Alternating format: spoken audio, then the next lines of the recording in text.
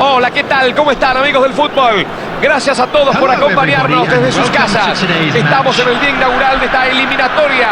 Una jornada llena de ilusión, llena de expectativas.